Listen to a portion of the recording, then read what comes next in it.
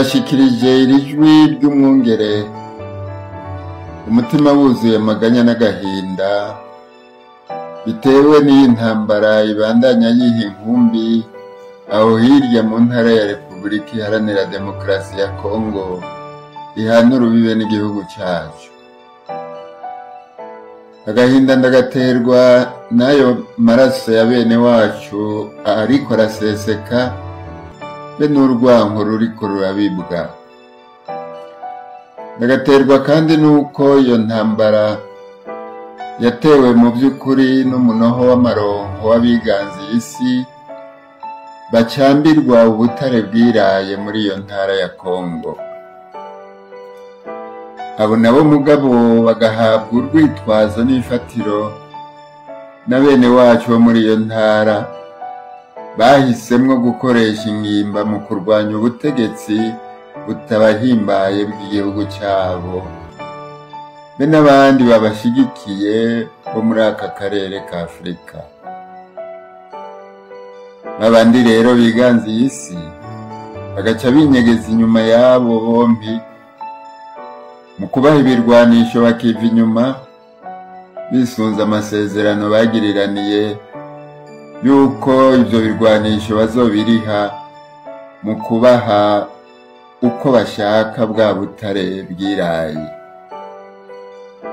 Ivyo byose bikoranye nivyo bintera agahinda, nkibaza nti mbe bane umunoho w'amaronko uzokwiha inkumbi gushika ryari kuri iyi si? Nk'umukristu nca niyishura ntumunsi ubwami bw'Imana buzohasasagara, ubuntu n'ukuri bigahana ikaze, ubutungane n'amahoro bikagwana mu nda, kumwe Zaburi ya 85 bivuga. Uwo munsi mugabo nta n'umwe awuzi, n'ibanga ry'Imana. Icyo tuzi kandi gituma tudakeka ko uwo munsi uzoteba ugashika, nuko Yezu w'i Nazareti ari we Kristu yamaze gushinga umushinge w'intsinzi kubw'urupfu n'izuka vyiwe. Hasigaye gusa ko haguma haboneka abakorwako n'igihagararo be n'urukundo rwiwe, bakamwizera, bagaheza bakemera guhinduka, bagasangira nawe imforo n'ingendo, aho kuronderera ubukiriro mu ngimba no kugiriranira amasezerano n'abiganze isi.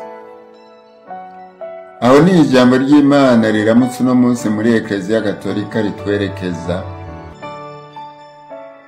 riduhanura kudashyira umwizero wacu mu muntu, kuko wari we wese ameze nk'icyatsi bucya kirembye ku mugoroba kikaba cumye.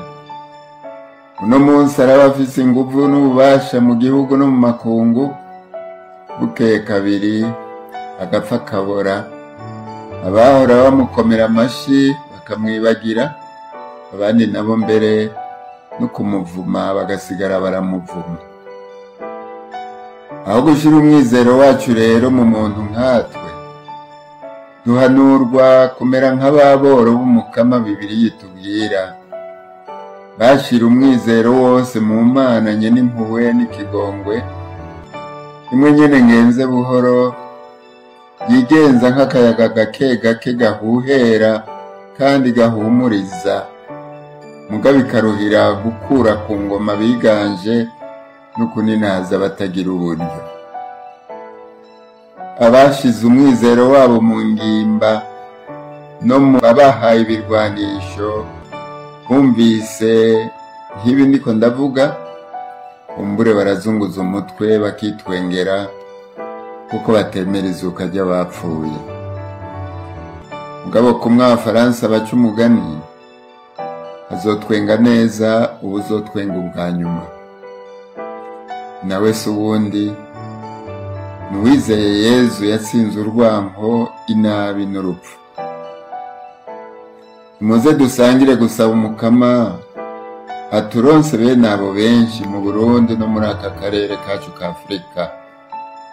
Ahandi ho tuzoguma mu marira n'amaganya, turuva ko twongera tugandara hadaciye n'akanya. sije nohahera. Murakoze.